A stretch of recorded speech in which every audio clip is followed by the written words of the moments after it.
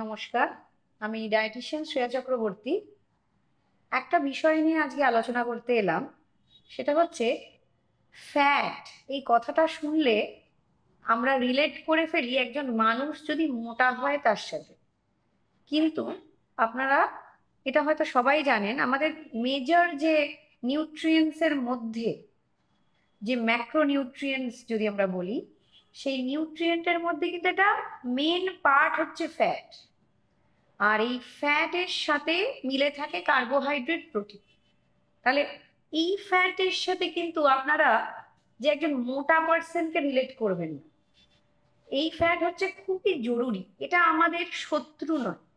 তাহলে ফ্যাট কেন আমাদের শত্রু নয়, এটাই আজকের আলোচনার বিষয়। তো আপনারা যে রান্না করেন, বিশেষভাবে আমাদের ইন্ডিয়ান ডায়েটে তেলের কিন্তু একটা মেজর রোল আছে। আর এই তেলকে ইংলিশে আমরা ফ্যাট বলছি, বা তেল জাতীয় জিনিস, বা যার মধ্যে থেকে আমরা এনার্জি পাই। এবার গুড ফ্যাট, ব্যাড ফ্যাট, এবার এই কথাগুলো বিভিন্নভাবে ইউটিউবে ছড়িয়ে যাচ্ছে। তো সবাই তেল ব্যাপারটা থেকে প্রচন্ড ভীত সন্ত্রস্ত, ওটাই ফ্যাট, মানে খেলেই একেবারে ওটা খেলেই মোটা হয়ে যাবে। হ্যাঁ, অবশ্যই এই ফ্যাটের একটা নিয়ন্ত্রণ আছে। মানে অনেক মাত্রায় তেল ভাসছে যে ঝোলে, সেই খাবারই টেস্টি, এটাও যেমনি ঠিক না। আবার একদম তেল ছাড়া সারা দিন থাকাটাও, সেটাও কিন্তু ঠিক নয়। তাহলে আপনাকে চয়েস করতে হবে যে আপনি কোন ফ্যাটটা খাবেন, কতটা খাবেন। সেটা খুবই ইম্পর্ট্যান্ট একটা ব্যাপার। এবার আমি বলবো যে এই ফ্যাট নামক বস্তুটি আমাদের কিন্তু কোনো মতেই শত্রু নয়। এর মেজর মেজর কাজ আছে আমাদের, ভেরি ভেরি এসেনশিয়াল আমাদের রেগুলার দিন যাপনের জন্য। কাজে সম্পূর্ণভাবে এটাকে বাদ দিয়ে দিলেও চলবে না। আবার ভালো বলে, আজকে যেহেতু ভালো বলবো, সেজন্য আবার বেশি বেশি করে খাওয়াটাও চলবে না। তা একটা মাপকাঠি ডেফিনেটলি আমি আলোচনা করতে গিয়ে বলবো।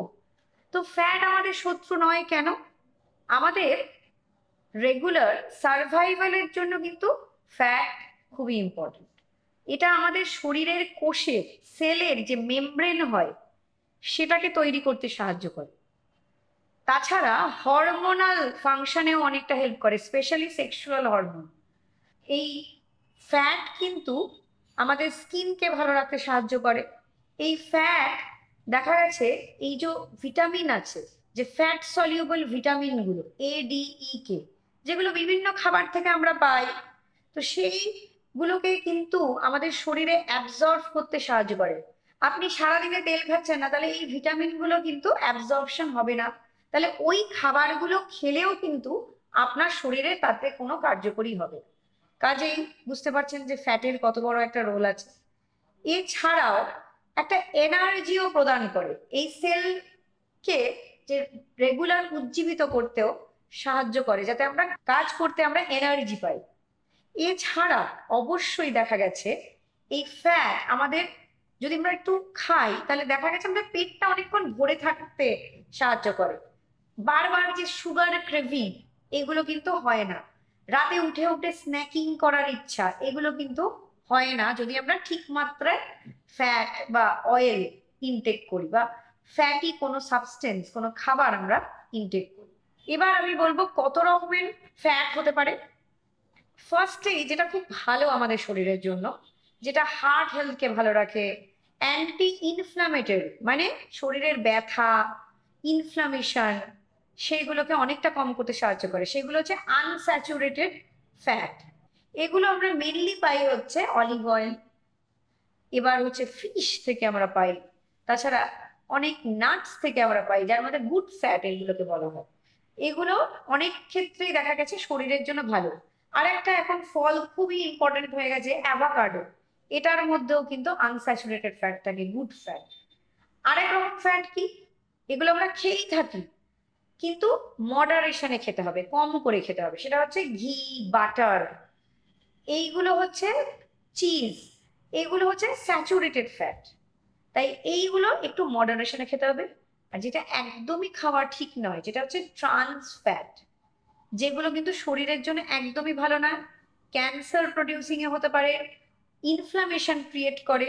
এই যে ট্রান্স ফ্যাট, এটা কিন্তু বারংবার ইউজ হওয়া যে তেল, আর এগুলো মেনলি প্যাকেজড ফুডেও দেখা যায়, বাইরে থেকে যে খাবার কিনে আমরা খাই যেগুলো একদম ডিপ ফ্রাইড খাবার, সেইগুলোতে কিন্তু এটা বেশিভাবে দেখা গেছে ট্রান্স ফ্যাট আছে। এগুলোকে যতটা বর্জন করা যায় ততটাই আপনাদের জন্য ভালো। তো একটা আইডিয়া, তাই বলে কি আপনি বাটার খাবেন না, আপনি ঘি খাবেন না? কিন্তু মাঝে মধ্যে খেলে তো কোনো ক্ষতি নেই, অল্প পরিমাণে খান। মানে প্রায় অনেক 3-4 চামচ রোজ সারাদিনে আপনি ঘি খেয়ে যাচ্ছেন, এতটা পরিমাণে ঘি চলে যাচ্ছে শরীরে, প্রত্যেকটা রান্না ঘি দিয়ে হচ্ছে, সেটা অবশ্যই ভালো না। কিন্তু কোনো একদিন আপনি মাটন রান্না করলেন, তাতে একটু ঘি দিয়ে খেলেন, তাতে কোনো ক্ষতি নেই। মাঝে মধ্যে বাটার খেলেন, তাতে কোনো ক্ষতি নেই। কিন্তু এগুলো সবই মডারেশনে খেতে হবে, খাওয়া যায়। এবার আর এক প্রশ্ন আসতে পারে, সেটা হচ্ছে অলিভ অয়েল আমরা কি রেগুলার কিনতে পারি? তো সেই জন্য রেগুলার আমাদের যে আজকাল কোল্ড প্রেসড যে অয়েলগুলো পাওয়া যাচ্ছে, বা রাইস ব্র্যান্ড অয়েল যে পাওয়া যাচ্ছে, সেগুলোও আপনারা কিনতে পারেন। সেটা মাস্টার্ড অয়েল হতে পারে, গ্রাউন্ডনাট অয়েল হতে পারে, সেগুলোও কিন্তু অনেকটা বেটার। সেগুলোও আপনারা কিনতে পারেন, যেগুলো আমরা রেগুলার বাঙালিরা আমরা খেয়ে থাকি। হয়তো সব রান্নায় অলিভ অয়েল চলে না, তো সেই জন্য আমাদের স্পেসিফিক্যালি, আমরা তো আর স্যালাড শুধুই এইগুলো খাচ্ছি না। কোনো ঘরোয়া বাঙালি রেগুলার হঠাৎ করে ওয়েস্টার্ন কালচারে স্যালাড খেতে শুরু করে দিলেন, সেটা পসিবল না। অনেকে করছেন যারা এটাকে মেনে নিতে পেরেছেন। তো মাছ একটু ভেজে খাবেন না, এটা কি হতে পারে? সেই জন্য সেক্ষেত্রে ফ্যাটের কিন্তু একটা বড় রোল আছে। আরেকটা জিনিস হচ্ছে, প্রথমেই যেটা দিয়ে শুরু করলাম, সেটা হচ্ছে ফ্যাট খেলেই বুঝি মোটা হয়ে যাব।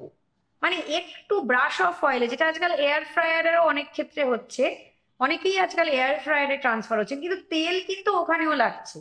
বিনা তেলে হ্যাঁ রান্না করা যায় না আমি বলবো না, প্রেসার কুকারে রান্না করা যায়, আমি নিজে করে থাকি অনেক ক্ষেত্রেই। খিচুড়ি বা কোনো স্টু বানাচ্ছেন চিকেনের, চিকেনের নিজস্ব কিছু ফ্যাট থাকে, সেটা দিয়ে কিন্তু রান্না হয়ে যেতে পারে। সেটা যদি করতে পারেন ভালোই লাগবে। কিন্তু মাঝে মধ্যে তো একটু অন্যরকম খেতে ইচ্ছা হয়, তো সেক্ষেত্রে ব্রাশ অফ অয়েলেও কিন্তু অনেক রান্না করা যায়। কিন্তু এয়ার ফ্রায়ারে অনেকে ট্রান্সফার হয়ে যাচ্ছেন, যে কথাটাতে আবার ফিরে আসছি। কিন্তু এয়ার ফ্রায়ারেও কিন্তু ব্রাশ অফ অয়েল লাগছেই কোনো কিছু ফ্রাই করতে গেলে, তাহলে অয়েলটা কিন্তু লাগছে। তাহলে তেল খেলেই মোটা হয়ে যাবেন, এটা কিন্তু ঠিক কথা নয়। ব্যাপারটা হচ্ছে আপনাকে বুঝতে হবে ক্যালোরিটা কোথা থেকে আসছে। ক্যালোরি হচ্ছে carbohydrate plus protein plus fat. কার্বোহাইড্রেটের মধ্যে যদি বেশি করে চিনি খান, যেটা শরীরের জন্য একদমই ভালো নয়, অনেক বেশি তেল দিয়ে অনেক বেশি ভাজাভুজি, অনেকটা প্রোটিন খেয়ে নিচ্ছেন, এই সবকটা জুড়ে কিন্তু ক্যালোরি হচ্ছে।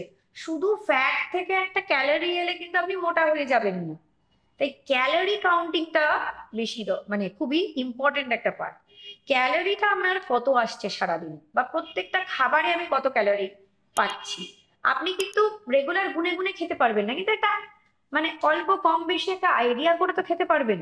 যে অনেকটা ভাত শুধুই কি মানে ফ্যাট খেলেই আপনার ওই ভাজা মাছটা খেলেই fat? শুধু যদি মাছ খান, আমি কথার কথা বলছি, একটা মেনু প্ল্যাটারে আপনি শুধু মাছ খেলেন আর শশা খেলেন আর একটু ছোলা খেলেন, এটাতে ক্যালোরি আছে, ডেফিনেটলি ক্যালোরি আছে, কিন্তু এটা একটা ব্যালেন্সড হয়ে গেল, প্রোটিন অ্যান্ড কিছুটা হলেও কার্বোহাইড্রেট ব্যালেন্সড হলো। কিন্তু আপনি অনেকটা ভাত খাচ্ছেন, মাছ খাচ্ছেন, সবজি খাচ্ছেন, তার সাথে মিষ্টি খাচ্ছেন, মানে অনেক বেশি পরিমাণে খাচ্ছেন, পরিমাণটাও ক্যালকুলেট করছেন না, বারংবার ভাত নিচ্ছেন, বা একটা মেপে ভাত দিলেন সেটা আলাদা ব্যাপার, তো বারংবার ভাত নিচ্ছেন, সেটা কিন্তু ক্যালোরিটা অনেক বাড়িয়ে দিচ্ছে। তাই ক্যালোরি কাউন্টিং এ কিন্তু যদি ভুল ভ্রান্তি হয়, যদি বেশি ক্যালোরি ইনটেক হয়, যেটা সব খাবার মিলিয়ে হচ্ছে, সেটাতে কিন্তু মানুষ মোটা হয়ে যায়। সেটার সাথে ফ্যাট বা অয়েল বা good fat, trans fat, saturated fat, যাই বলুন, সেটা শুধু খেলে কিন্তু কেউ মোটা হয় না। তো এটা আপনাদের একটা মানে দৃঢ় আইডিয়া করে নিতে হবে। তাই ফ্যাটকে ভয় পাবেন না, অল্প পরিমাণে হলেও ফ্যাটকে ইনক্লুড করুন। কারণ আমাদের ব্রেনের 60% হচ্ছে ফ্যাট দিয়ে তৈরি। এটা মেমরি, তারপরে আমাদের কগনিটিভ স্কিলস, আমাদের যে এই যে একটা দৃঢ়তা, মানে এই যে কনফিউশন না ক্রিয়েটেড হওয়া, এই যে আমাদের প্রত্যেকটা কাজে একটা মনঃসংযোগ, এইগুলো কিন্তু আমাদের ব্রেনই হেল্প করে। তাহলে ব্রেনকে সুস্থ রাখতে গেলে কিন্তু ফ্যাটের দরকার আছে। তেল দিয়ে খাওয়াটা কোনো আপনার ক্ষতিকারক নয়, কিন্তু কতটা তেল খাবেন সেটা ডেফিনেটলি ইম্পর্টেন্ট। একজন স্বাস্থ্যকর মানুষ রেগুলার তেল খেতে পারেন, কোনো অসুবিধা নেই। 25 ml to 30 ml অবধি তেলের ইউজেজ একদম পারফেক্ট। হ্যাঁ, কোনো স্বাস্থ্যের কোনো প্রবলেম থাকলে সেক্ষেত্রে সেটাকে 15 ml নামিয়ে আনুন, চেষ্টা করুন যতটা করা যায়। যতটা বললাম যে প্রেসার কুকারে রান্না করা যায়, এয়ার ফ্রায়ারে রান্না করা যায়, বা মাইক্রো ওভেন বা ওভেনে রান্না করা যায় সেটা চেষ্টা করুন। বেকড গ্রিলড যদি খাওয়া যায় সেটা চেষ্টা করুন, বা স্যালাডস খেতে পারেন। এবার বিভিন্ন মানুষের বিভিন্ন সমস্যা আছে, সেই তার উপরে নির্ধারণ করে আমাদের ফ্যাটটা মেজার করে দিতে হয়। তো কাজেই যদি কোনো বিশেষভাবে সমস্যা থাকে বা আপনার ওয়েটের সাথে আপনি ডিল করতে পারছেন না, তখন অবশ্যই একজন ডায়েটিশিয়ানের পরামর্শ নিন। কিন্তু যখন আমরাও ডায়েটিশিয়ানরা অনেক সময় আমি বলে থাকি যে হ্যাঁ তেল দিয়ে মাছ ভেজে খাবেন, তো ভয়ে সন্তুষ্ট হবেন না। খাওয়া যায়, পরিমাণটা মেপে খেলেই, পোরশন কন্ট্রোল করে খেলে তাতে কোনো স্বাস্থ্যের কারক হবে না। তাই ভালোবেসে ফ্যাট খান, সেটাও শরীরের জন্য দরকার, তবে অতিমাত্রায় যেগুলো মানা করলাম সেগুলো করবেন না। বাকি যদি কোনো হেল্প লাগে অবশ্যই একজন ডায়েটিশিয়ানের পরামর্শ নেবেন। আজকে এইটুকু যে তথ্য শেয়ার করলাম তাতে নিশ্চয়ই আপনাদের অনেকটা আইডিয়া ক্লিয়ার করতে পারলাম। ভালো থাকবেন, সুস্থ থাকবেন। নমস্কার।